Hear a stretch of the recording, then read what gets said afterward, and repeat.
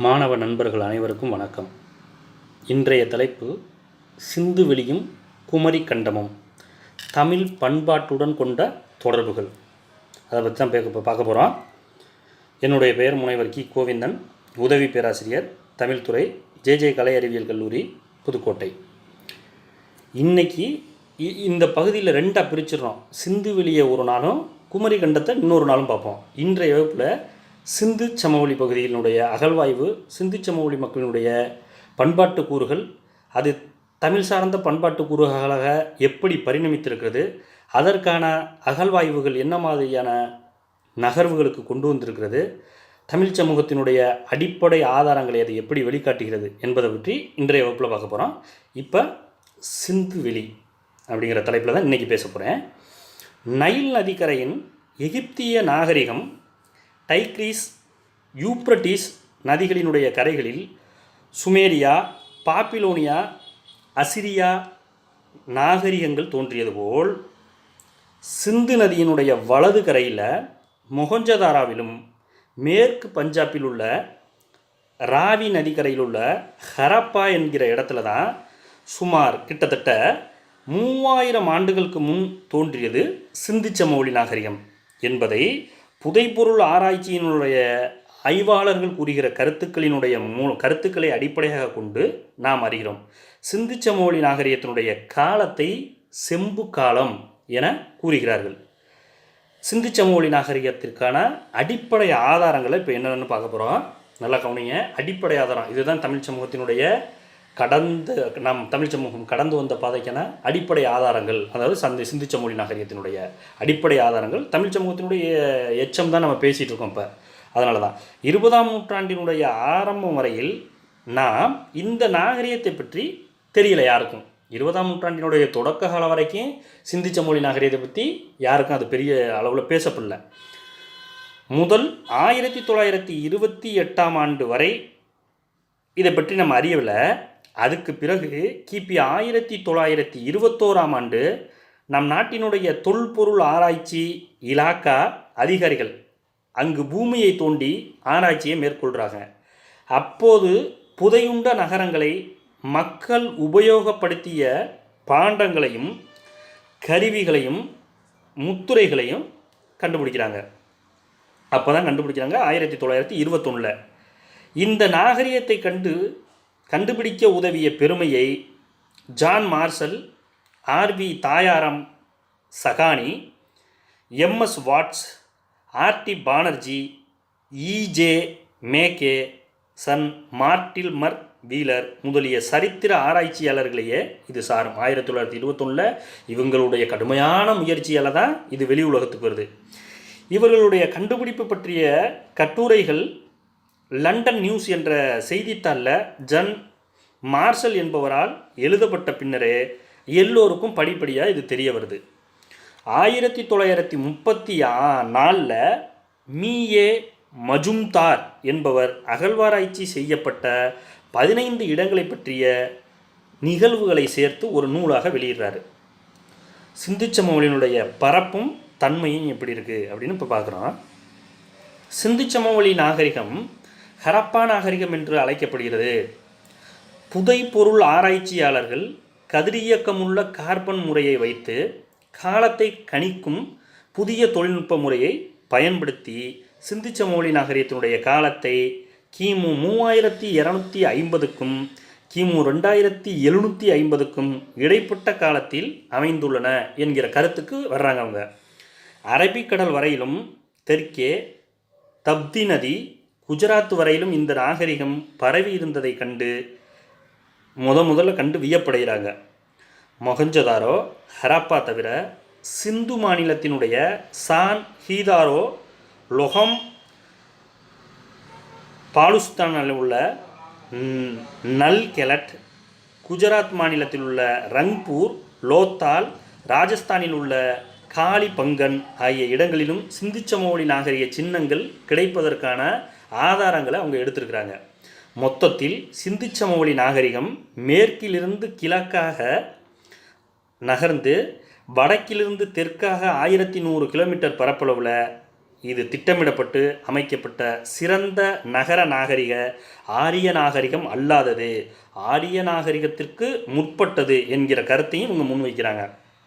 நாகரிகம் என்று வேறு ஒரு சில வரலாற்று வல்லுநரும் இது அத்தன்மையுள்ள தனி நாகரிகம் என்று சில வல்லுநர்களும் கருத்து விளைவிக்கிறாங்க. அக்காலத்தில் சிறந்திருந்தது எகிப்து என்றும் சில வல்லுநர்கள் கருதுகிறார்கள். டோமியா நாகரிகத்திற்கு உட்பட்டு ஒப்பானது என சரித்திர ஆசிரியர்கள் திராவிட நாகரிகம் இதன் தன்மையும் சிறப்பையும் எடுத்து கூறுகிறார்கள். சிந்து சமவெளி பகுதியில் மொத்தம் 900க்கும் அதிகமான பகுதிகள் காணப்படுகிறது, தோண்டப்பட்டிருக்குது. சிறிதும் பெரியதுமாக பல நகரங்களும் கிராமங்களும் அங்கு கண்டுபிடிக்கப்பட்டிருக்கின்றன. அவைகளில் முக்கியமானவை ஹரப்பா, மொஹஞ்சதாரோ, காலிபங்கன், லோத்தால், சுர்கோட்டா, ரங்பூர், ரூபார், சான்குதாரோ, லொகும் ஜாதாரோ ஆகியவை ஆகும். சிந்து சமவெளி நாகரிகம் தோன்றிய இடங்கள் இதெல்லாம். இப்போ ஹரப்பாவை பற்றி பார்த்துட்டு அதுக்கப்புறம் நான் திரும்ப பேசுவோம் அதை பற்றி. ஹரப்பா ஏறத்தாழ 5000 ஆண்டுகளுக்கு முன்னர் ஒரு பெரும் நாகரிகத்தினை கண்ட நகரம் இது. பாகிஸ்தானினுடைய மேற்கு பஞ்சாப் மாநிலத்தில் மான் கோமாரி மாவட்டத்தில் சட்லஜ் ஆற்றங்கரையில் உள்ள ஒரு சிற்றூராகும். ஹரப்பா நகரின் சுற்றளவு 4 கிலோமீட்டர் ஆகும். இங்கு மொத்தம் 6 மண் மேடுகள் உள்ளன. இந்த மேடுகளில்தான் இந்திய தொல்லியல் துறை முதல் இயக்குனரான அலெக்சாந்தர் கன்னிங்காம் என்பவர் கிபி 1853, 1856, 1872 ஆகிய ஆண்டுகளில் 3 முறை அவர் ஆய்வை மேற்கொண்டிருக்காரு. பின்னர் 1921 தாயாராம் சாகானி என்பவர் ஆய்வை மேற்கொண்டார். அதன் பின்னர் தொடர்ந்து பல ஆய்வுகள் இங்கு மேற்கொள்ளப்பட்டது. 1946 தான் மார்டின்மர் வீலர் என்பவர் மீண்டும் ஒரு ஆய்வை மேற்கொண்டார். போசி என்பவர் ஹரப்பா நாகரிகத்தை விளக்கும் மிக நுட்பமான செய்திகளை ஹரப்பா சிட்டிசன் என்ற மிகச்சிறந்த நூல் ஒன்றையும் இவர் வெளியிட்டிருக்கிறார். இந்த அகழ்வாய்வின் மூலம் ஹரப்பா நாகரிகம் தொன்மை புலப்பட்டது நமக்கு. இந்த நாகரிகத்தினுடைய நகரினுடைய அமைப்பு மொஹஞ்சதாரோ நகர அமைப்பும் ஒரே போல் உள்ளது. 2 நகர மக்களும் ஒரு நாகரிகத்தைச் சேர்ந்தவர்கள் என்பது ஆராய்ச்சியின் மூலம் தெளிவான கருத்துக்களை இவர்கள் வெளியிடுறாங்க. இங்கு செங்கற்களால் கட்டப்பட்ட வீடுகள், பல அறைகளை கொண்ட குளியல் அறைகள், கழிவுநீர் வசதி, குப்பை தொட்டி வசதி முதலியன கொண்டு அமைக்கப்பட்டு விளங்கின. இங்கு கண்டுபிடிக்கப்பட்ட உணவு களஞ்சியம் குறிப்பிடத்தக்கதாக இன்றளவும் போற்றப்படுகிறது. இந்த நகரம் திட்டமிடப்பட்டு கட்டப்பட்ட நகரமாக இருந்திருக்கக்கூடும். ஹரப்பாவில் கண்டுபிடிக்கப்பட்டுள்ள முத்திரைகள் பெரும்பாலும் மாவுக்கல்லால் செய்யப்பட்டது. எல்லா முத்திரைகளிலும் சித்திர எழுத்துக்கள் காணப்படுகின்றன. மேலும் வளையல்கள், துணி வகைகள், பொம்மைகள், காளை மாட்டினுடைய உருவங்கள், மண்பாண்ட வகைகள் பல கிடைத்துள்ளன. ஹரப்பா நாகரிகமும் ஏறக்குறைய கிமு 3500 கிமு 2750க்கு இடைப்பட்ட ஆண்டுகளில் உச்ச நிலையை எட்டியிருக்கக்கூடும். சிந்துவெளி நாகரிகத்தினுடைய பழமை நகரங்களில் ஹரப்பாவே முதலில் கண்டுபிடிக்கப்பட்டதால் இந்த நகரத்தை ஹரப்பா நாகரிகம் என்றும் தொல்லியலாளர்கள் குறிப்பிட்டு வருகிறார்கள். அடுத்து மொஹஞ்சதாரோ. அதுக்கப்புறம் இதெல்லாம் முடிச்சுட்டு நான் திரும்ப சிந்துவெளிக்கு வரேன். சிந்துவெளி தோட்டம் என்று புகழப்படும் லர்கானா நகரிலிருந்து 40 கிலோமீட்டர் தொலைவில் உள்ள மொஹஞ்சதாரோ டோக்கா என்ற ரயில் நிலையத்திலிருந்து 11 கிலோமீட்டர் தூரம் உள்ளது. ஆர்டி பாபனர்ஜி, டிஆர் சஹானி ஆகியோர் 1922 முதல்ல இங்கு அகழ்வாராய்ச்சியை செய்ய முற்படுறாங்க. 2 பெரிய மண்மேடுகள் தோண்டப்பட்ட போது இந்த நகரம் கண்டுபிடிக்கப்படுது. மொஹஞ்சதாரோ என்பதற்கு புதையுண்ட நகரம் என்று மற்றொரு பெயரும் உண்டு. இங்கு தான் திட்டமிட்டு அமைக்கப்பட்ட தெருக்களும் வீடுகளையும் காணப்படுகிறது. எங்கள் சிந்து சமவெளியில் பார்த்தது போல மொஹஞ்சதாரோவில் பார்த்தது போலயே இங்கேயும் பார்க்குறாங்க. ஹரப்பாவுடையும் பொது குளியல் குளம், தானிய கூடம், குருமார்களினுடைய கல்லூரிகள், வர்த்தக கட்டிடங்கள் ஆகியவை காணப்படுகிறது. எவ்வளோ நுட்பமான கட்டமைப்புகள்லாம் அன்றைக்கு இருந்திருக்கு. ஏதோ இயற்கை சீற்றத்தாலும் கடற்குழுலாம் இதெல்லாம் இது போன்ற நகரங்கள்லாம் அழிவை நோக்கி நகர்ந்திருக்கிறது. இப்போ பங்கன் அப்படின்னு சொல்கிறாங்க. பங்கன்னு ஒரு இடம் இருக்குது. இந்த நகரம் ஹரப்பாவுக்கு தெற்கு கிழக்கே, தென் பகுதியில், கிழக்கு பகுதியில், தென்கிழக்கில் 160 கிலோமீட்டர் தூரத்தில் உள்ள காகர் நதியினுடைய வலது கரையில் உள்ளது. இங்கு 2 மண்மேடுகள் தாபர் என்பவர் தலைமையில் 1960 தோன்றப்பட்டது. உலகில் இதுவரைக்கும் கண்டுபிடிக்கப்பட்ட அனைத்து நகரங்களுமே ஆற்றுச்சமவெளியினுடைய ஓரத்தில் தான் இருக்குது. இன்று தமிழகத்தில் கண்டுபிடிக்கப்பட்டிருக்கிற கீழடி ஆய்வுகள் உட்பட அனைத்தும் மனிதன் ஆற்றங்கரையில் குடியமைந்த அந்த மருத நிலத்து மக்கள் வேளாண்மை செய்வதற்கு முற்பட்டு காட்டிலிருந்து ஓடக்கூடிய நீரை மறித்து அணைகள் கட்டி எப்போ வேளாண்மை செய்ய முற்பட்டனோ அன்றைய நிலைக்குடி சமூகமாக அது உருவாகியிருக்கிறது. இன்றைக்கு தோன்றக்கூடிய அனைத்து அகழ்வாய்வுகள் முழுவதுமே ஆற்றங்கரை ஓரத்தில் தான் நம்மளுக்கு வெளியில் வருது.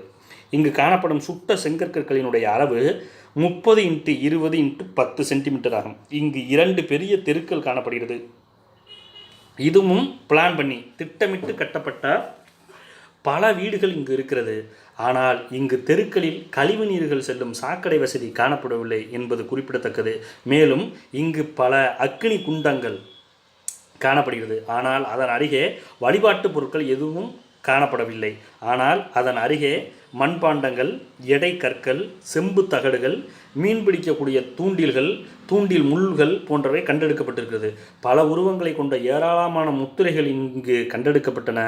காளி பங்கன் ராஜஸ்தானில் கண்டறியப்பட்ட ஹரப்பா நாகரிகத்தோடு ஒத்துப்போகிறது. அதுக்கப்புறம் லோத்தால் சிந்து சமவெளி நதிக்கரையை கொண்ட லோத்தால் குஜராத் மாநிலத்தில் அகமதாபாத்திலிருந்து தெற்காக 38 கிலோமீட்டர் தொலைவில் சரக்வால் என்னும் சிற்றூரில் உள்ள ஒரு பகுதியாக அமைந்திருக்கிறது. அரபிக்கடல் அருகே சபர்மதி ஆற்றினுடைய துணையாறான பொகோ ஓவுவின் அப்படின்னு சொல்கிறாங்க. பொகோ ஓவோவின் கரையிலிருந்து 3 கிலோமீட்டர் தொலைவில் இது அமைஞ்சிருக்கு. இங்கு அகழ்வாய்வு 1955 1956 இடைப்பட்ட ஆண்டுகளில் SR ராவ் என்பவர் தலைமையில் அகழ்வாய்வு மேற்கொள்ளப்பட்டது. சிந்து சமவெளி நாகரிகத்தின் கூறுகள் இங்கு கண்டுபிடிக்கப்பட்டதன் விளைவாக இந்த நாகரிகம் இந்தியாவில் குஜராத் வரையில் பரவி இருந்தமையை வெளிப்பட்டது. அதாவது லோத்தால் என்பதற்கு இறந்தவர் மேடு என்பது பொருள். இது ஒரு வணிக நகரமாக இருந்திருக்க வேண்டும் என்கிறார்கள். இங்கு நடைபெற்ற அகழ்வாய்வுகள் மூலம் இங்கு 3 பண்பாட்டு கால் மக்கள் வாழ்ந்திருந்ததாக கண்டுபிடிக்கப்பட்டிருக்கிறது. இப்போ ஹரப்பாவில் கிடைத்தது போன்ற எழுத்துக்கள் அதாவது பொறிப்புகள் கொண்ட முத்திரைகள் இங்கும் கிடைச்சிருக்கு. மற்றும் செம்பால் செய்யப்பட்ட தூண்டில்கள், பல எனக்கற்கள், வண்ணம் பூசப்பட்ட மட்கலன்கள், கிண்ணங்கள், ஜாடிகள், தொட்டிகள், குவளைகள் போன்றவையெல்லாம் இங்கேயும் கிடைச்சிருக்குது. அதாவது மாக்கல்லினால் செய்யப்பட்ட மணிகளும் சங்கினாலும் தந்தத்தினாலும் செய்யப்பட்ட விளையாட்டுப் பொருட்களும் செம்பு பாத்திரங்களும் இங்கு பெருமளவில் கிடைத்திருக்கிறது. அதாவது லோத்தாலில் கிடைத்த தொன்மை சின்னங்களுள் குறிப்பிடத்தக்கது சுட்ட செங்கற்கற்களால் கட்டப்பட்ட கப்பல் துறைமுகமாகும். அங்கே அப்போயே கப்பல் துறை, அதாவது செங்கல் கற்களில் கப்பல் துறைமுகத்தை கட்டியிருக்கிறாங்க. சரக்குகளை ஏற்றவும் இறக்கவும் கப்பல்கள் தாங்கவும் ஏற்ற செயற்கையான துறையாக இத்துறைமுகம் கட்டப்பட்டது. கப்பல்கள் துறைமுகம் 219 மீட்டர் நீளமும் 33 அடி அகலமும் கொண்ட செவ்வக அமைப்புடையதாக வரலாற்று ஆய்வாளர்கள் கூறுகிறார்கள். காம்போ வளைகுடா வழியாக வரும் கப்பல்கள் பொதுவாக ஆற்றில் நுழைந்து அங்கிருந்து ஒரு கால்வாய் வழியாக இத்துறைமுகத்தை வந்து அடைந்திருக்கிறதாக வரலாற்று அகழ்வாய்வுத்துறை ஆராய்ச்சியாளர்கள் குறிப்பிட்டார்கள். லோத்தால் மிக பழங்காலத்திலேயே வெளிநாடுகளுடன் தொடர்பு கொண்ட நகரமாக விளங்கியதைத்தான் இந்த கப்பல் துறை காட்டுகிறது. இங்கு கிடைத்த பாரசீக வளைகுடா முத்திரைகள் இதனை உறுதி செய்கின்றன. மேலும் சோசா ஆகிய தொன்மை நகரங்களுடன் தொடர்பு கொண்டு விளங்கி இருக்க வேண்டும். கரிமம் 14 முறைப்படி லோத்தால் கிமு 2200க்கும் கிமு 1700க்கும் இடைப்பட்ட காலத்தில் மிக செழிப்பாக இருந்த ஒரு நகரமாக இது கண்டுபிடிக்கப்பட்டிருக்கிறது. இந்த லோத்தால் நகரத்தை வெள்ளப்பெருக்கு அளித்துள்ளதே அகழ்வாய்வு மூலம் கண்டுபிடிக்கப்பட்டுள்ளது.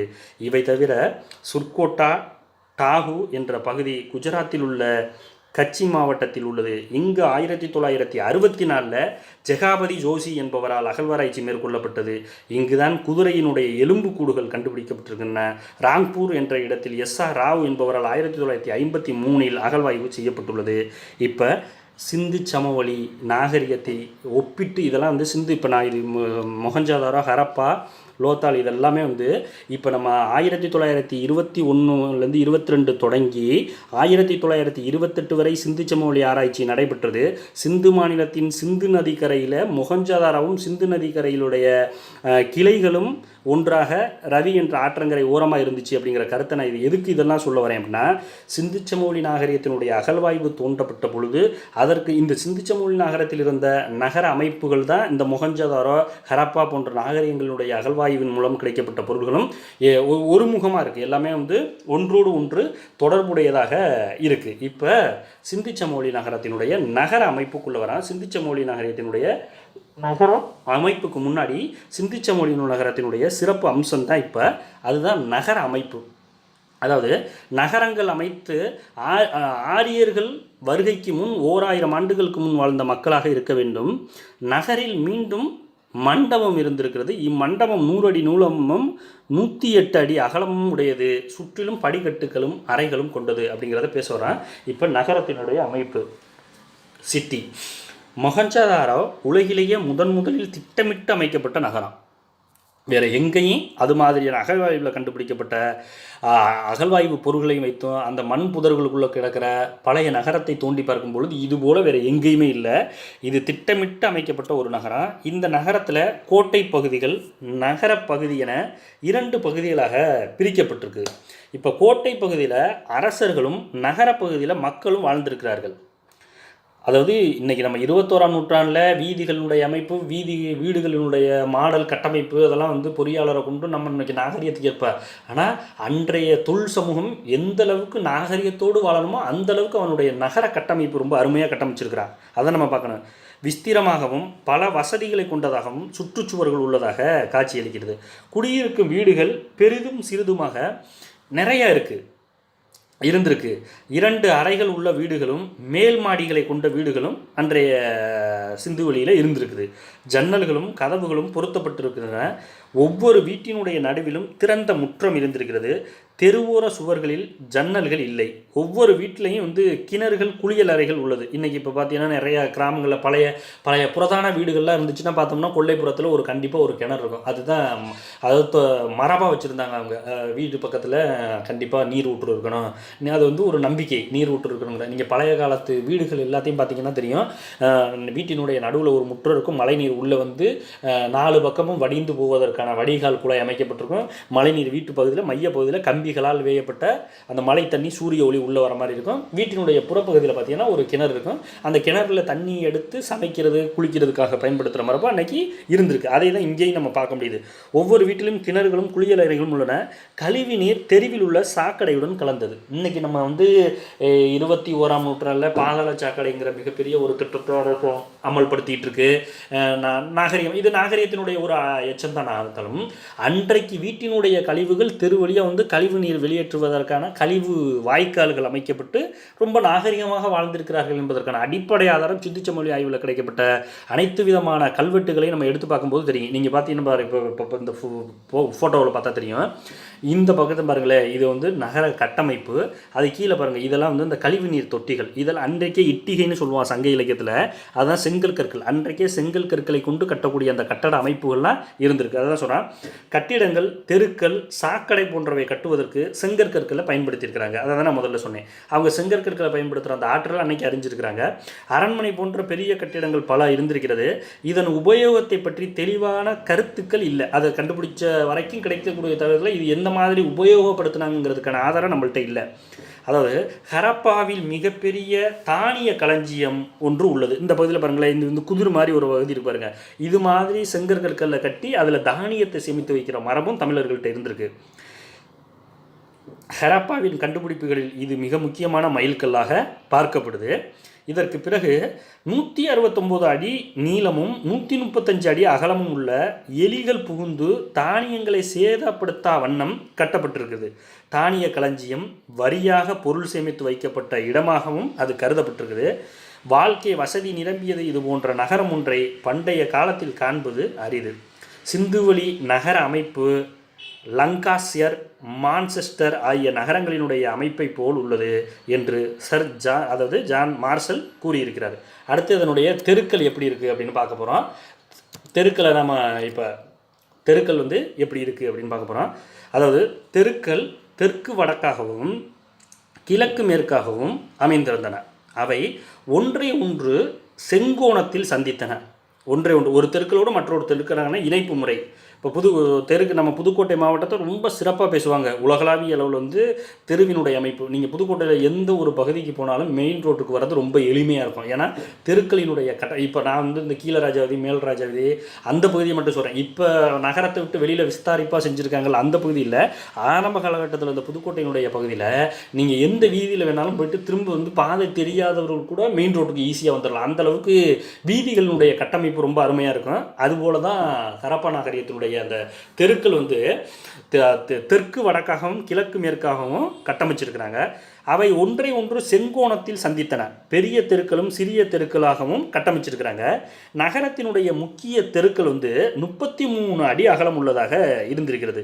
தெருக்களினுடைய இரு பக்கங்களிலும் மூடப்பட்ட பாதாள சாக்கடைகள் இருந்திருக்கு. அதை நான் முதல்ல சொன்னேன். இன்றைக்கு 21ஆம் நூற்றாண்டில் பாதாள சாக்கடை நாகரிகமாக வாழ்கிறதுக்கான ஒரு அடையாளமாக இருந்தாலும் கூட அன்றைக்கே பாதாள சாக்கடை அமைத்து பூமிக்கு அடியில் கல்வி நீரை கொண்டு செல்கிற ஆற்றலை சிந்திச்சமொழி மக்கள் அறிந்திருக்கிறார்கள் என்பது வியப்பான ஒன்று. அதாவது பூமிக்கு அடியில் 2 அடி ஆழத்தில் சாக்கடை குழாய்கள் பதியப்பட்டிருக்கிறது அப்படிங்கிற கருத்து சொல்கிறாங்க. வீட்டில் இருக்கக்கூடிய கழிவு நீர் சிறிய குழாய்களின் மூலமாக தெருச்சாக்கடையை வந்து சேர்ந்தது. தெருச்சாக்கடை சுத்தம் செய்வதற்கு ஏற்ற வகையில் மனிதன் நுழைகின்ற அளவில் துவாரங்கள் இருந்ததற்கான அடையாள குறிப்புகள் ஏராளமாக இருக்கின்றது. அடுத்து வந்து இது பொது குளம் அப்படின்னு சொல்லுவாங்க, அல்லது பெரிய குளம் என்று சொல்வார்கள். அங்கே இருக்கிற அந்த குளம், அந்த குளத்தை எப்படி அவங்க கட்டமைச்சிருக்கிறாங்க அப்படிங்கிறதான் பார்க்க போகிறோம். மொஹஞ்சதாரோவினுடைய கண்டுபிடிப்புகளில் அதாவது பொது குளியல் குளம் மிக சிறப்பாக கருதப்பட்டிருக்கு. நீண்ட சதுர வடிவமான அந்த குளம் 180 அடி நீளமும் 108 அடி அகலமும் கொண்ட குளமாக அதை கட்டமைச்சிருக்கிறாங்க. இதை சுற்றிலும் தாழ்வாரங்கள் உள்ளன. தாழ்வாரத்தில் சிறு சிறு அறைகளை தடுத்திருக்கிறாங்க. குளத்தின் அடிபாகம் நன்றாக பூசப்பட்டிருக்கிறது. இதெல்லாம் நமக்கு கிடைத்த ஆதாரம்தான். வெளியிலிருந்து கிணற்றிலிருந்தும் சுத்தமான குழாய் மூலம் நீரை இங்கே குளத்துக்கு கொண்டு வந்திருக்காங்க. குளத்தில் இருக்கக்கூடிய அசுத்த நீர் வேறு குழாய் மூலம் வெளியேற்றுவதற்கும் ஏற்பாடுகள் இருந்தன. நீங்கள் வந்து குறிப்பாக வந்து இப்போ திருநள்ளாறு போனீங்கன்னா அங்கே தெரியும். திருநள்ளாறு சனீஸ்வரன் கோவிலில் வந்து அந்த புனித நீராடுவது என்பது ஒரு மனிதர்களுக்கு இருக்கக்கூடிய ஒரு நம்பிக்கை. அங்கே போய் பார்த்தீங்கன்னா சனிக்கிழமை காலையில் வந்து அந்த புனித நீராடும் பொழுது அந்த குளம் வந்து இப்போ நல்லா அழகாக கட்டமைச்சிருக்கிறாங்க. நல்ல மொசைக்கு போட்டு டைல்ஸ் எல்லாம் போட்டு ரொம்ப அழகாக இன்றைக்கி நாகரிகத்திற்கு ஏற்ப கட்டமைச்சிருக்காங்க. நல்ல சுத்தமான நீர் காலையில் ஒரு 5 மணிக்கெல்லாம் கொண்டு வந்து சுத்தமான நீரை நிரப்புவாங்க. அப்புறம் குறிப்பிட்ட பேர் குளித்ததுக்கப்புறம் அந்த அசுத்த நீரை திரும்ப வெளியேற்றுவதற்கு தனி குழாய் அமைச்சிருப்பாங்க. அந்த நீர் வந்து வெளியேற்றினதுக்கப்புறம் திரும்ப மீண்டும் சுத்தமான நீரை கொண்டு வந்து அந்த குளத்தில் நிரப்புவாங்க. இது எல்லாம் அந்த சிந்திச்சமொழி நாகரிகத்தினுடைய நம்ம எச்சமாக தான் இதை பார்க்க முடியும் இன்னைக்கு. அப்போ குளத்தில் இருக்கக்கூடிய அசுத்தமான நீர் வேறு குழாயின் மூலமாக வெளியேற்றுவதற்கு ஏற்பாடுகள் இருந்தன. இக்குளத்திற்கு 6 விதமான நுழைவாய்கள் உள்ளன. இக்குளத்தை பார்க்கும்போது அந்நகர மக்கள் தண்ணீருக்கும் குளிப்பதற்கு தூய்மையாக நீரை பயன்படுத்தியிருக்கிறார்கள் என்கிற நாகரிகத்தினுடைய நுட்பத்தை நம்ம இங்கே பார்க்க முடியுது. அடுத்து அவங்களுடைய உணவு வகைன்னு எடுத்துக்கிட்டோம்னு வச்சுங்களேன். இப்போ உணவு வகை என்ன மாதிரியான உணவை அவங்க இதெல்லாம் நான் இப்போ என்ன தலைப்பில் பேசியிருக்கேன்னா மக்களை சிந்திச்சமொழி மக்களுடைய வாழ்க்கை முறை அதில் தான் இப்போ பேசிகிட்ருக்கேன். உணவு வகைகள். சிந்திச்சமொழி மக்கள் கோதுமை மிகப்பெரிய தங்களுடைய உணவு ஆதாரமாக கோதுமையை பார்த்துருக்குறாங்க. அதுக்கப்புறம் பார்லி, பீன்ஸு, பட்டாணி போன்ற காய்கறிகள் தங்களுடைய வாழ்க்கையில் மிகப்பெரிய உணவுப் பொருளாக பார்த்துருக்குறாங்க. இதெல்லாம் அவங்களுடைய மிக விருப்பமான உணவாகவும் இருந்திருக்கு. அதுக்கப்புறம் அசைவம்னு எடுத்துக்கிட்டிங்கன்னா ஆடு, மாடு, கோழி, பன்றி, புறா, வாத்து, ஆமை, மீன் ஆகிய இறைச்சிகளை அசைவ உணவாக அவங்க விரும்பி சாப்பிட்ருக்காங்கங்கிற குறிப்புகள் அகழ்வாய்வு மூலமாக கிடைக்கப்பட்ட தகவலில் நம்மளுக்கு கிடச்சிருக்கு. அடுத்து அவர்கள் பயன்படுத்திய உடைகளும் அணிகலன்களும் எந்த மாதிரியான உடைகள் அணிகலன்கள்லாம் பயன்படுத்தினாங்கங்கிற வரலாற்று உண்மையை இப்போ பார்க்க போகிறோம். சிந்திச்சமொழி மக்கள் ஆடைகள் பருத்தியாலும் கம்பளியாலும் நார்பட்டினாலும் நெய்யப்பட்டிருக்க வேண்டும் அப்படிங்கிற குறிப்பு நம்மளுக்கு கிடச்சிருக்கு. எகிப்தில் கூட அக்காலத்தில் பருத்தி உபயோகப்படவில்லை. சால்வை போன்ற நீண்ட ஆடைகளை அணிந்திருந்தன. சிந்திச்சமொழி மக்கள் அணிந்த ஆபரணங்கள் கழுத்துப்பட்டையுடைய சட்டைகளையுடைய பொத்தான்கள் தைத்த சட்டைகளையும் அணிந்திருக்கிறார்கள். பெண்கள் இடுப்பில் பாவாடையும் மேலாடையில் ஒன்றும் அணிந்திருக்கிறார்கள். தலையில் ஆண் பெண் இருவரும் முண்டாசு கட்டி கொண்டிருக்கிறார்கள். ஆண்களும் பெண்களும் அணிகலன்கள் அணிவதில் ஆர்வம் உள்ளவர்களாக இருந்திருக்கிறார்கள். காதணி, கை வளையல்கள், மோதிரங்கள், காலில் காப்பு கட்டுவது, காப்பை அணிந்து கொள்வது. இப்போ நம்ம சொல்கிறோம்ல சிலம்பு கொலுசுன்னு சொல்கிறோம்ல, இது ஆரம்ப காலகட்டத்தில். இப்போ குழந்தைகளுக்கெல்லாம் அந்த மரபு திரும்ப மாறிடுச்சு, பழைய மரபு. காப்பு அப்படிங்கிறத தண்டைன்னு சொல்கிறாங்கல்ல, அது எப்படின்னா நல்லா இப்போ நீங்கள் சிலப்பதிகாரத்தில் பார்த்தீங்கன்னா சரி, அதுதான் சிலம்பு, அதுதான் காப்புன்னு சொல்கிற மரபு இருக்குது. அதுதான் காப்பு, கழுத்தில் அட்டிகை, மூக்குத்திகள் போன்ற பல அணிகலன்களை அணிந்திருக்கிறது. ஆண்களும் காது குத்தி கொள்கிற அந்த தோடு அணிந்து கொள்கிற மரபு இருந்திருக்கிறது. இன்றைக்கு நீங்கள் கிராமப்புறத்தில் பார்த்தீங்கன்னா தெரியும், கிட்டத்தட்ட ஒரு 60 வயசுக்கு மேற்பட்டவர்கள் நிறைய பேர் காதில் அணிந்து கொள்கிற மரபு இருந்தது. அப்புறம் குறிப்பிட்ட காலத்தில் அது ஒரு நாகரிகத்தினுடைய எச்சமாக அது பார்க்கப்படல. அது ஆண்கள் தோடு குத்து போட்டுக்கிறதா அப்படிங்கிற மாதிரி பார்க்கப்பட்டு இன்றைக்கு அது மீண்டும் மீட்டுருவாக்கம் செய்யப்பட்டு இப்போ எப்படின்னா தொய்யில் எழுதுதல்னு சங்க இலக்கியத்தில் சொல்லுவாங்க. பச்சை குத்துற மரபு இங்கேருந்து தான் இது சீனா போன்ற மேலை நாடுகளுக்கெல்லாம் பரவுனது. தொய்யில் எழுதுதல் சங்க இலக்கியத்தில் தொய்யில் எழுதுதல்னா குறிப்புகள் பெண்கள் தங்களுடைய கைகளில் பச்சை குத்துவது, அந்த தொய்யில் எழுதுதல்னு சொல்கிறது. அதுக்கப்புறம் அது நாகரிகமாக பார்க்கப்படல. இப்போ பாருங்கள், இன்றைக்கு இருக்கக்கூடிய இளைஞர்கள்லாம் பார்த்தீங்கன்னா எல்லாருமே மாடலாக தனக்கு விரும்பிய பெயர், தனக்கு விருந்த ஓவியங்கள், படங்களை வரைந்துக்கிற மாதிரி. அப்போ நாகரிகம் வளர்ந்து திரும்ப அது தொய்வு ஏற்பட்டு திரும்ப மீண்டும் வளர்கிற அந்த சூழலை நம்ம இப்போ பார்க்க முடியுது. அதை தான் சொல்ல வரேன். அணிகலன்களை அணிந்திருந்தார்கள். தங்க, வெள்ளி, செம்பு, வெண்கலம், உலோகங்களாலான அணிகலன்களும் இவர்கள் பயன்படுத்தியிருக்கிறார்கள் என்கிற குறிப்பும் தெரியுது. அது அடுத்து இவர்கள் வீட்டுக்கு தேவையான பொருட்களை என்ன வகையால் பயன்படுத்தினாங்க அப்படின்னா, இப்போ தான் வாழ்க்கை முறையில் அதாவது சல்லரி, கொம்பு போன்ற இசைக்கருவிகளை இவங்க பயன்படுத்தியிருக்கிறாங்க. அருவியில் இருந்து விழும் தண்ணீரை தேக்க கருங்கல்லால் கட்டப்பட்ட அணைக்கட்டுகள். இப்போ நம்ம இன்றைக்கி வேளாண்மை செய்கிறதுக்கு அணைக்கட்டு தமிழகத்தில் மேட்டூர், சாத்தனூர், அடுத்து இந்த பக்கம் முல்லை பெரியாறு, வைகை ஆற்றெல்லாம் பேசுகிறோம்ல, அன்றைக்கே ஆற்றிலிருந்து வரக்கூடிய நீரை தேக்குவதற்கு கருங்கல்லால் ஆன அணைகளை கட்டுகிற மரபு சிந்து சமவெளி மக்களிடமிருந்து தான் நம்மளுக்கு வந்திருக்கிறதுக்கான அடிப்படை ஆதாரங்கள் அங்கே கிடைக்கிது. அப்புறம் அவங்க வீட்டுக்கு தேவையான பொருட்கள் என்ன மாதிரி பயன்படுத்தியிருக்கிறாங்க அப்படிங்கிறத பார்க்குறோம். பல வகையான மண் பாண்டங்களை சக்கரத்தின் உதவியால் செய்யப்பட்டு உபயோகப்படுத்தப்பட்டன.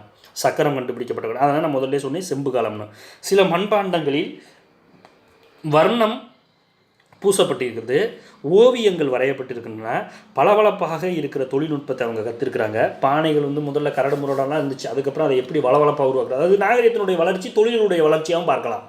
இப்போ பானைகள் பிளாஸ்டிக் குடம், அடுத்து வெண்கல குடம், செம்பு குடம் வந்துச்சு. அப்புறம் செம்பு குடத்துலேருந்து இதை இன்னும் எளிமைப்படுத்தலாம்னு சொல்லி இப்போ பிளாஸ்டிக்கில் வருது இல்லை, அதெல்லாம் நாகரிகத்தினுடைய அடுத்தடுத்த கட்ட நகர்வு. அப்படி தான் நம்ம பார்க்குறோம்.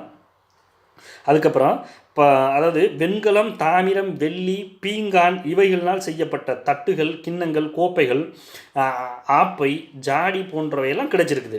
இரும்பினால் செய்யப்பட்ட பொருள் ஒன்றுமே காணப்படவில்லை. எனவே இந்த மக்களுக்கு இரும்பை பற்றி அறிய வாய்ப்பில்லாமல் இருந்திருக்கும் போல நமக்கு தெரியுது. எலும்பினாலும் தந்தத்தினாலும் செய்யப்பட்ட ஊசிகள் இருந்திருக்கிறது, சீப்புகள் கிடைச்சிருக்குது, தாமிர வெண்கல கோடாரிகள் கிடைச்சிருக்கு, அரிவாள் கிடைச்சிருக்குது, கத்திகள் உள்ளிட்ட பொருள்கள்லாம் இங்கே பயன்படுத்தியிருக்கிறார்கள். அதுக்கப்புறம் நாற்காலி, கட்டில், மேஜை ஆகியவற்றையும் வீட்டு உபயோகத்திற்கு இவர்கள் பயன்படுத்தியிருக்கிறார்கள். இதுலேருந்து என்ன தெரியுதுன்னா, இவர்கள் ரொம்ப நுட்பமான நாகரிகத்தினுடைய வெளிப்பாடாக தான் இவர்கள் வாழ்ந்திருக்கிறார்கள். அதுக்கு அடுத்து தான் இப்போ நான் வணிகத்துக்குள்ளே வரேன். வணிகம் அப்படிங்கிறது என்னென்னா, சிந்துவெளி மக்கள் முத்திரைகளை பயன்படுத்தி எகிப்து, சுமேரியா, தென்னிந்தியா, அதை தான் சொல்கிறேன். இப்போ வணிகத்தை திரும்ப சொல்கிறேன். வணிகம், சிந்துவெளி மக்கள் முத்திரைகளை பயன்படுத்தி எகிப்து, சுமேரியா, தென்னிந்தியா ஆகியவற்றோடு வணிகம் செய்தார்கள். சிந்து ஆற்றின் மூலம் தரை வழியாகவும் வணிகம் நடத்தியிருக்கிறார்கள் அப்படின்னு தான் சொல்கிறாங்க. இப்போ இதை கொஞ்சம் ஆழமாக நான் இப்போ உங்கள்கிட்ட சொல்கிறேன். சிந்துவெளி மக்கள் பொருளாதார வாழ்க்கை மிகவும் சீராக இருந்திருக்கிறது. அவர்கள் நடத்திய உள்நாட்டு வெளிநாட்டு வாணிபம் தக்க சான்றுகள். நல்ல பொருளாதாரத்தோடு தான் வாழ்ந்துருக்கிறாங்க. அதுக்கு தான் அவங்களுடைய எப்போவுமே ஒரு நாட்டினுடைய பொருளாதாரம் எப்படி டெவலப் ஆகும்னா வாணிபம். அதன் மூலம் தான் அவளுடைய பொருளாதாரம் டெவலப் ஆகுது. அதான் வெளிநாடுகளிலிருந்து தானியங்களை இறக்குமதி செய்து பெரிய களஞ்சியங்களில் சேமித்து வைத்திருந்திருக்கிறார்கள். அதான் தானிய குதிரெல்லாம் அங்கே இருந்துச்சு, களஞ்சியங்கள் அப்படின்னு முதல்ல சொன்னல. தற்போதைய பாகிஸ்தானின் எல்லைப்புறத்தில் சுற்றி இருந்த நாடுகளிலிருந்து நவரத்தினங்களும் பிற மணிகளால் ஆன உலோகங்களும் இவங்க இறக்குமதி செஞ்சுருக்காங்க. சிந்து சமவெளி முத்துரைகளை மேற்கு ஆசியாவில் காணப்படுவது 2 பகுதிகளுக்கு இடையே வாணிபம், அதாவது மேற்கு ஆசியாவில் சிந்து சமவெளியில் கிடைத்த முத்துரைகள் அங்கே கிடைச்ச கிடச்சிருக்கு. அப்போ அன்றைய காலத்திலே நாடுகளுக்கு நாடு வந்து வாணிபம் கடந்திருக்கிறது, வாணிபம் பரவி இருக்கிறதுங்கிறத நம்ம அறிய முடியுது. இந்தியா முழுவதிலும் இவர்களது உள்நாட்டு வாணிபம் பரவி இருக்கிறது அப்படிங்கிறத நம்ம பார்க்க முடியுது. எப்படின்னா காஷ்மீர், பாகிஸ்தான், ஆப்கானிஸ்தான், பர்மா, தமிழகம் ஆகிய பகுதிகளோடு வியாபார தொடர்பு இவங்க வச்சுருந்துருக்காங்க. இங்கு கிடைத்திருக்கக்கூடிய முத்துரைகளும் அயல்நாட்டு வாணிப தொடர்பால் கிடைக்கக்கூடிய சுமேரியா, மொசபட்டோமியா, ஈராக், எகிப்தானியா போன்ற நாடுகளில் கிடைக்கக்கூடிய முத்துரைகளோடு ஒப்பிட்டு பார்க்கும் பொழுது இவர்கள் எல்லாம் உலகளாவிய அளவில் தங்களுடைய வாணிபத்தை பெருக்கி இருக்கிறார்கள் என்கிற கருத்தை இங்கே இது பண்ண முடியுது. அதுக்கடுத்து வந்து நம்ம கலைகள் அப்படிங்கிறது என்னென்னா, மனித சமூகத்தின் மிகப்பெரிய ஒரு அடையாளம் கலை. இந்திய சிற்பக்கலை இந்தியாவுக்கே உரியதென மார்சல் கூறுவார். ஹரப்பாவிலும் பல சிலைகள் கிடைத்துள்ளன. அவைகள் குரங்கு சிலைகள், எருது சிலைகள், நடனமதியின் சிலைகள் ஆகியவை குறிப்பிடத்தக்கவையாக கிடைத்திருக்கின்றன. 5 வண்ண விலங்கு ஓவியங்கள் இங்கே கிடைச்சிருக்கு அப்படிங்கிறதையும் சொல்கிறாங்க. விண்மீன்கள், கோள்களை பற்றி அன்றைக்கே அந்த அறிவியல் தொழில்நுட்பத்தையும் இவர்களுக்கு தெரிந்திருக்கிறது. வானவியல், ஜோதிடம் போன்ற மிக நுட்பமான இன்றைக்கு பெரிய அளவில் பேசப்படுவது அன்றே அறிந்திருக்கிறார்கள் என்றதை நம்ம சொல்ல வேண்டும். சிந்துவெளி மக்களுடைய எழுத்துக்கள் வந்து ஓவிய வடிவில், அதாவது வலதுபுறத்தில் இடதுபுறத்திலிருந்து வலதுபுறமாக, வலதுபுறத்திலிருந்து இடதுபுறம் எழுதும் ஆற்றல் பெற்றதுனால அவர்களுடைய எழுத்துக்கள் வந்து ஓவியம் போல் இருந்திருக்கு அப்படிங்கிறாங்க. இப்போ அவர்களுடைய பொழுதுபோக்கு எப்படி இருந்துச்சு அப்படிங்கிறதா. இது பொழுதுபோக்கு என்பது கலையோடு தொடர்புடையது. அதை தான் பொழுதுபோக்கு என்பது எப்போவுமே கலையோடு தொடர்புடையது. அதை தான் இப்போ நம்ம பேச போகிறோம். சிறு பிள்ளைகள் கோழிக்குண்டுகள், பந்துகள், பகடைகள் போன்றவற்றை விளையாடி இருக்கிறார்கள். அதற்கான ஆதாரங்கள் நமக்கு கிடைச்சிருக்கு. ஊது குழல்கள், சிறு வண்டிகள், ஆண், பெண், பறவை, விலங்கு ஆகிய பொம்மைகளை இங்கே கிடச்சிருக்கு. அதுக்கப்புறம் இதெல்லாம் கண்டெடுத்துருக்கிறாங்க. இவைகள் சிறுவர்களுக்கான விளையாட்டு பொருட்களாகும். சிந்துவெளி மக்கள் மகிழ்ச்சியாக வாழ்ந்தார்கள் என்பதற்கு அவர்கள் கோழி சண்டைகளையும், காளை சண்டையும், கௌதாரி போன்ற காட்டில் கிடைக்கக்கூடிய பறவை கௌதாரிகளை பிடித்து சண்டையிடுவது போன்ற வழக்கத்தை கொண்டு பொழுதை கழித்திருக்கிறார்கள். வேட்டையாடுதலும் இவர்களுடைய மிக பிரதான தொழிலாக இருந்திருக்கிறது. அதுக்கப்புறம் சதுரங்கம் இவர்களது சாதாரண பொழுதுபோக்காக விளையாடி இருக்கிறார்கள். சதுரங்க விளையாடுவது அன்றைக்கே அவர்களிடம் இருந்திருக்கு. இதெல்லாம் அவர்களுடைய கலை பொழுதுபோக்கு அம்சம். அடுத்து பழக்கப்படுத்தப்பட்ட விலங்குகள். இவர்கள் என்ன மாதிரியான விலங்குகளை பழக்கப்படுத்தியிருக்கிறாங்க அப்படின்னு பார்க்க போகிறோம். இப்போ அழிந்து போன மிருகங்களினுடைய எலும்புக்கூடுகளிலிருந்து அக்காலத்தினுடைய மக்கள் விலங்குகளை பயன்படுத்தியதை நம்மால் அறிய முடியும். தமிழ் பருத்த மாடுகள், எருமை, ஆடு, யானை, ஒட்டகம், பன்றி போன்ற விலங்குகளை இவர்கள் தெரிந்து வைத்திருக்கிறார்கள். குதிரைகளினுடைய உபயோகத்தை அவர்கள் அறியவில்லை. குதிரைக்கான அந்த ஆதாரம் நமக்கு கிடைக்கல. விளையாட்டு பொருட்களில் நாயினுடைய உருவங்கள் பொறிக்கப்பட்டிருக்கிறது நமக்கு தெரிய வருது. இப்போ நீங்கள் பார்த்தீங்கன்னா ஏதாவது ஒரு விளையாட்டு பொருள் எடுத்துக்கிட்டிங்கன்னா, இப்போ இன்றைக்கி விளையாட்டு பொருள் என்பது தமிழர்களுடைய நிறையா அழிஞ்சு போயிடுச்சு. இன்றைக்கி பார்த்தீங்கன்னா நீங்கள் எந்த ஒரு பொருள் எடுத்துக்கிட்டாலும் மேடம் சைனான்னு வருது விளையாட்டு பொருள் பெரும்பாலும். ஏன்னா நம்மளுடைய கலாச்சாரம் மாறி இன்றைக்கி வந்து அந்த பொருள் வந்து ரொம்ப அவங்க ஒரு புது வகையான டெக்னாலஜி தொழில்நுட்பத்தை பயன்படுத்தும் பொழுது அது இன்றைக்கு இருக்கக்கூடிய குழந்தைகளும் அந்த மாதிரியான விளையாட்டு பொருள்களை அவங்க விரும்புகிறதுக்கான சூழலும் அது ஏற்படுத்துது. அதுபோல் அதாவது நாய்களை வளர்க்க தெரிந்திருக்கிறார்கள். காண்டாமிருகம், புலி, குரங்கு, கரடி, முயல், மான் போன்ற விலங்குகளை பற்றி இவர்கள் நல்ல அறிந்திருக்கிறார்கள். இதற்கான அந்த சிற்பங்கள் நமக்கு கிடைச்சிருக்கு. அதுக்கப்புறம் நான் ஏற்கனவே சொல்கிறது போல் வாணிபத்திற்கு அவர்கள் பயன்படுத்திய அந்த முத்திரைகள், சீல்னு சொல்கிறோம்ல, சதுரமானது, சற்று நீளமானது, உருண்டையானது அப்படின்னு சொல்கிறாங்க. உருண்டையாக இருந்திருக்கு, உருண்டையாக கிடைத்திருக்கிறது. அவைகள் களிமண்ணாலும் மணலாலும் சேர்ந்த கலவையினால் ஆனவை. இம்முத்திரைகள் பலவற்றில் விலங்குகளினுடைய உருவங்கள் தான் செதுக்கப்பட்டிருக்கு. இவற்றில் ஒற்றை கொம்பு விலங்கு, எருது, யானை. நீங்கள் இப்போ இதில் பார்த்தீங்கன்னா தெரியும், இந்த ஒற்றை கொம்பு விலங்கு, யானை, எருது இதில் இருக்கக்கூடிய அந்த ஓவியத்தை பார்த்தீங்கன்னா தெரியும். இதில் இருக்குல்ல, அதில் இருக்கக்கூடிய அந்த ஓவியங்களை பார்த்தா தெரியும். பல செடி கொடிகள், மக்கள், ஆண், பெண், கடவுள் வடிவங்கள். இதில் பார்த்தீங்கன்னா வச்சுங்களேன், இதுதான் அந்த கடவுள் வடிவம். இந்த சமணம் ஒளி இருக்கிறது போல இருக்குல்ல, இதுதான் அந்த வடிவங்கள் காணப்படுகின்றன. இம்முத்திரைகளில் ஒரு வகையான எழுத்து குறிப்புகளும் இருக்கின்றன. ஆனால் அந்த எழுத்து குறிப்புகள் அறிஞர்களால் இதுவரை தெளிவுபடுத்தப்படவில்லை. ஒரு முத்திரையில் கப்பல் உருவம் உள்ளது. இம்முத்திரைகளில் சில மொசபட்டோமியாவில், ஈரானிலும் கண்டெடுக்கப்பட்டிருக்கின்றன. முத்திரைகளில் பொறிக்கப்பட்டுள்ள எழுத்துக்கள் தெளிவாக்கப்பட்டால் சிந்துச்சமவெளி அரசியல் வரலாற்றையும் பண்பாடுகளையும் தெளிவாக அறிய இயலும் என்பது நம்மளுடைய கருத்து. அதாவது இந்த முத்திரைகள் ஹராப்பாவினுடைய காலத்திறனை வெளிப்படுத்தும் சான்றுகளாகவும் இது பார்க்கப்படுது. அடுத்து இவங்க பயன்படுத்திய எழுத்து என்ன மாதிரியான எழுத்து அப்படிங்கிறதுக்கு முன்னாடி நம்ம அவங்க பயன்படுத்தின சமயம் அப்படிங்கிறத பார்த்துருவோம். மொஹஞ்சதாராவில் ஒரு வகை சுண்ணாம்பு கல்லில் வெட்டிய மனித வடிவங்கள் காணப்பட்டது. அது இடது தோளுக்கு மேலாக போர்த்தி வலது பக்கம் வரும்படியாக மேலாடை அணிந்திருக்கிறத நம்ம பார்க்க முடியும். ஆண் கடவுள் தலை மீது கொம்புகள் இருந்திருக்கிறது. ஒரு முத்திரையினுடைய அட்டனைக்கால் இட்டு இருக்கும் 3 தலையுள்ள மனித உருவம் காணப்பட்டிருக்கிறது. அதை சுற்றி விலங்குகள் மானு. நீங்கள் இதை இதனுடைய எச்சத்தை மகாபலிபுரத்தில் பார்த்தீங்கன்னா தெரியும். அந்த பாறை ஓவியத்தில் பல்லவர்களுடைய அந்த வரைபடம் இருக்குல்ல, அதில் பார்த்தீங்கன்னா தெரியும். அதனுடைய உட்கூறுகளாக இதனுடைய வெளிப்பாடாக இதனுடைய எச்சமாக கூட அது இருக்கலாம். சரியா? அடுத்து எழுத்துக்கள். மொஹஞ்சதாராவில் விளங்காத பொருள் அவர்களுடைய எழுத்தாகும். இந்த எழுத்துக்கள் சித்திரை எழுத்துக்கள் வகையை சார்ந்தது என்றும் வரலாற்று ஆய்வாளர்கள் கூறுகிறார்கள். ஒரு வரி இடப்புறம் இருந்து வலப்புறம் போவதும் அடுத்த வரி வலப்புறம் இருந்து இடப்புறம் செல்வதுமாக காணப்படுகிறது. ஏறக்குறைய 396 குறிப்புகள் எண்ணப்பட்டுள்ளன.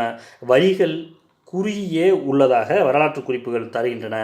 ஒளியை இவர்கள் பயன்படுத்திய அந்த ஒளியை அறிய முடியவில்லை. இதுவரை பிரணாத் ஹாண்ட், ஹாரன்சி, ஹிராஸ், TN ராமச்சந்திரன் ஆகியோர் இந்த எழுத்தை அறிய பல முயற்சிகளை மேற்கொண்டிருக்கிறார்கள். ஹிராஸ் பாதிரியார் மொஹஞ்சதாரோ மக்களின் எழுத்துக்கள் திராவிட மொழியினுடைய முன் உருவம் என்று தெளிவுபடுத்துகிறார். ஒரே விதமான குறிகள் மீண்டும் மீண்டும் தோன்றுவதால் மொஹஞ்சதாரோ எழுத்து சித்திர முறையும் ஒளிமுறையையும் இணைத்து உள்ளது என்று கூறுவதற்கு வாய்ப்பிருக்கிறது. மேலும் இந்த எழுத்துக்கள் சுமேரிய, எகிப்து, ஹிட்டை ஆகிய எழுத்துக்களுக்கு தொடர்புடையது போல் காணப்படுகிறது. ரஷ்ய அறிஞர்கள் சிந்துவெளி எழுத்துக்களை கம்ப்யூட்டர் உதவியுடன் அறிந்து அவை திராவிட மொழியை சார்ந்தவையே என்று உறுதிபட கூறுகின்றனர். சிந்துவெளி எழுத்துக்களை ஆராய்ந்த ஐராவத மகாதேவன் என்பவர் அவை திராவிட மொழியைச் சேர்ந்தவை என்றும் தமிழ் அதிலிருந்து தோன்றியது என்கிற கருத்தை ஐராவத மகாதேவன் முன்வைக்கிறார். அதாவது காலை கண்ணோட்டத்துடன் பார்க்கும்போது சிந்துவெளி எழுத்துக்கள் மிக அழகாக உள்ளன. அதாவது மிக அழகாக அதனுடைய கல்லின் மீது சுண்ணாம்பை தடவி சுட்டி அதன் எழுத்துக்களை எழுதும் கலையை சிந்துவெளி மக்கள் அறிந்திருக்கிறார்கள். அவர்களுடைய நுண்கலைகள், ஃபைன் ஆர்ட்ஸ்ன்னு சொல்லுவாங்கள்ல, நுண்கலைகள், இசை, ஓவியம், சிற்பம், கட்டிடம் என்பது அது எப்படி இருந்திருக்குங்கிறதா இப்போ ஏற்கனவே நான் கலைகள் பற்றி சொன்னேன். அதை கொஞ்சம் இப்போ ஆழமாக சொல்ல போகிறேன். ஃபைன் ஆர்ட்ஸ் அப்படிங்கிறத மொஹஞ்சதாரோ மக்களினுடைய கலைத்திறமை அங்கு கிடைத்த முத்திரைகளில் காணப்படும் விலங்குகளுடைய உருவங்கள் செதுக்கப்பட்டதிலிருந்து தெரிகிறது. இந்திய வரலாற்றில் அசோகர் காலத்து கலைஞர்கள் தவிர வேறு யாரும் மொஹஞ்சதாரோ கலைஞர்கள் போல் விலங்குகளின் உருவங்கள் இயற்கை சிறிதும் மாறாமல் செதுக்கியது இல்லை. ஹராப்பாவில் கண்டெடுக்கப்பட்டிருக்கிற கற்சிலைகளில் சில அலையியல் கிரேக்கர் சிலைகளையும் ஒத்தவையாக அவை நமக்கு கிடைத்திருக்கின்றன. வெண்கலத்தால் செதுக்கப்பட்ட நடனமாடும் சிற்பங்கள் இங்கே கிடைத்திருக்கிறது என்கிற கருத்தும் தெரிய வருது. அடுத்து பெயிண்டிங், ஓவிய வேலைகள் எப்படி இருந்துச்சு, எப்படி கிடைச்சிருக்கு நம்மளுக்கு அப்படிங்கிறதான் இப்போ பார்க்க போகிறோம். சிந்துவெளியில் கிடைத்துள்ள முத்திரைகளில் பல திறம்பட புடைப்பு ஓவியங்கள் காணப்படுகின்றன.